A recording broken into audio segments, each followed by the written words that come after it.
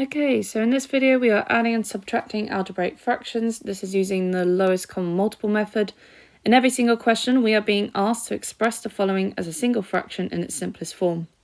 I've got 7 questions total, and what you will see with these 7 questions is this little bit of information on the right hand side. Now essentially that is just a bit of flavour text for the questions.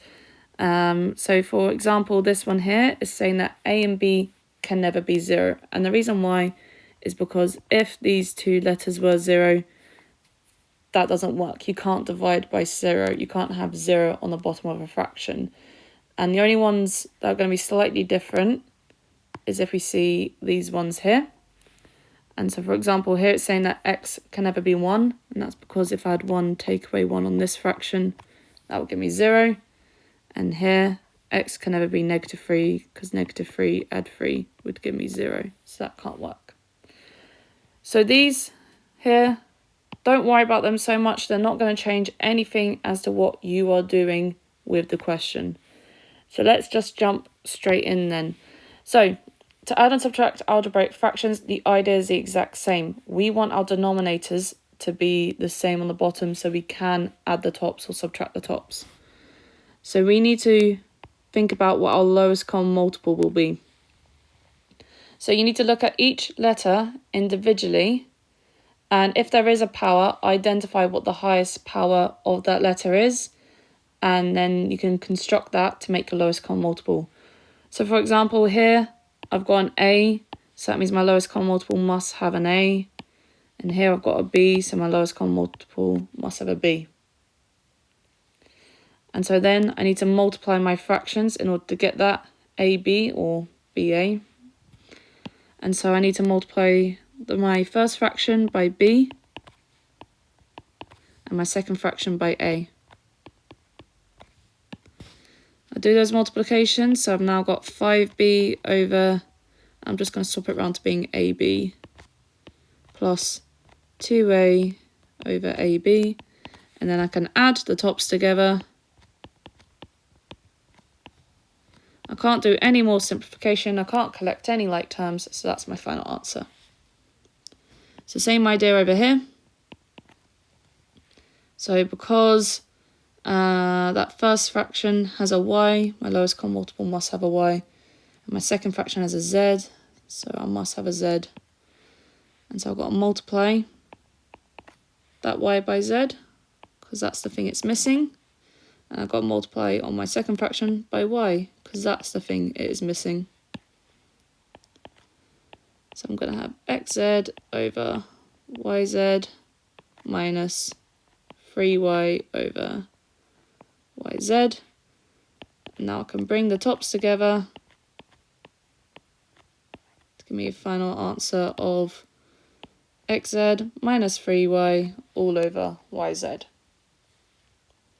Okay, so in these next 2 questions, this is where the lowest common multiple method really begins to shine above the kiss and smile one.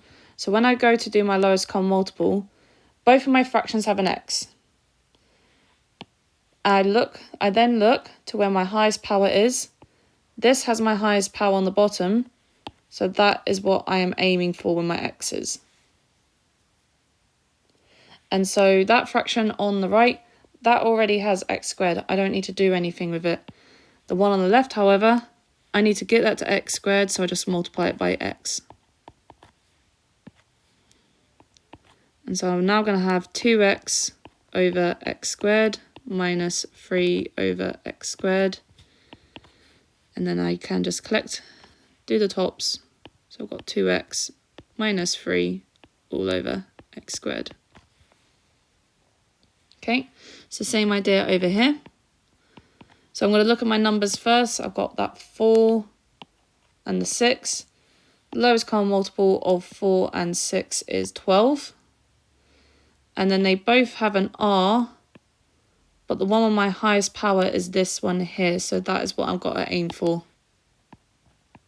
I've got to aim for that r squared. So on that first fraction, I need to multiply 4 by 3. And then I've already got that r squared, so that's all I need to do.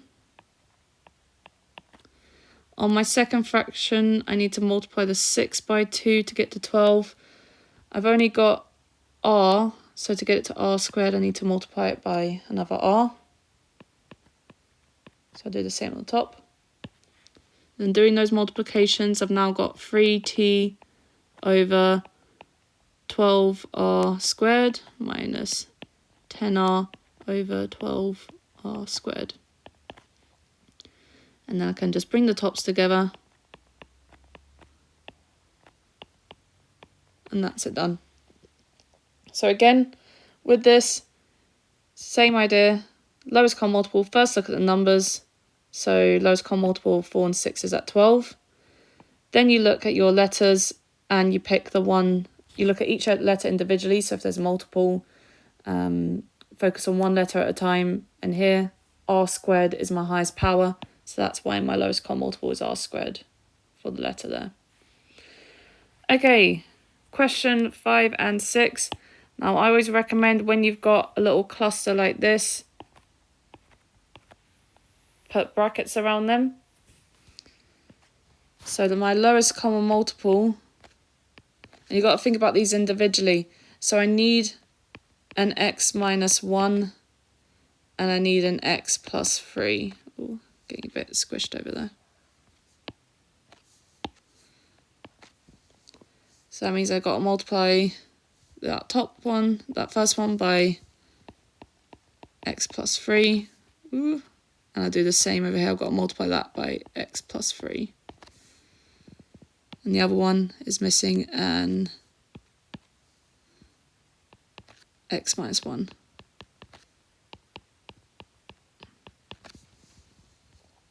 So they are individual separate things, and so you want to think about them as individual parts with brackets on them. Okay, so neatening that up, I'm just going to write it first as 2x plus 3.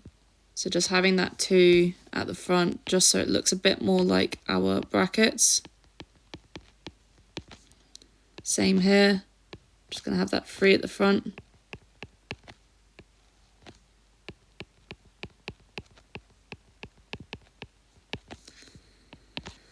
So then first thing, I want to put it all onto one fraction first.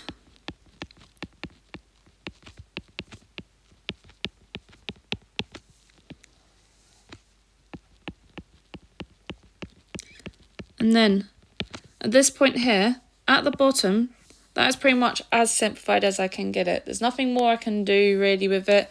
I could expand it, but it's not going to change what's on the bottom at all. However, this top part is a bit of a mess. We want to expand that and then collect all our like terms together. So I'm only going to expand the top part of these fractions. And I just leave the bottom part alone. And then I collect my like terms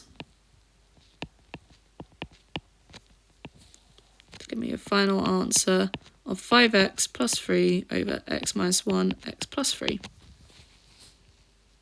Okay, so same idea over here. I just group these up a little bit. And then my lowest common multiple is going to be the n plus 4 they both need, and the n minus 1. And so I've got to multiply them. So I've got to multiply this one here by the n minus 1 and n minus 1. And here by n plus 4 and n plus 4.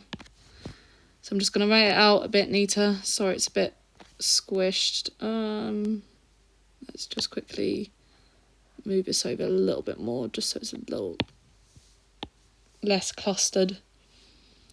So it's going to be 5 bracket n minus 1 all over n plus 4 n minus 1. 2 bracket n plus 4 over n plus 4 n minus 1. Now the reason why I advise you to put it onto one bracket first, one fraction first before expanding, is when you have that subtraction, a lot of the time people forget, they remember to do it for like the first part that they expand out, but they often forget to do that subtraction for the second part. So if you just bring it all onto one fraction, it just eliminates that risk a little bit. So that's now going to be 5n minus 5, take away 2n minus 8. And then collect my like terms together. So that's going to be 3n minus 5, take away 8, and that's going to be 13.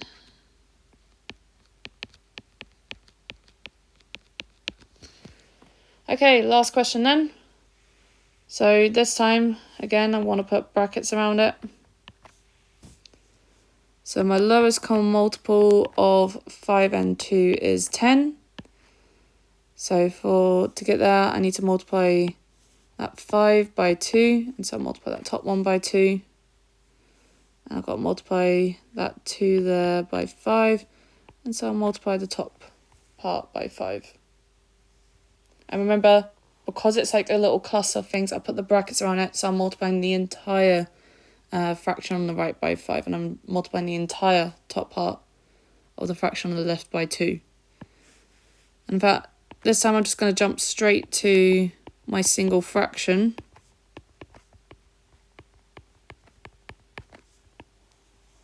That's all going to go over 10. And expanding it out.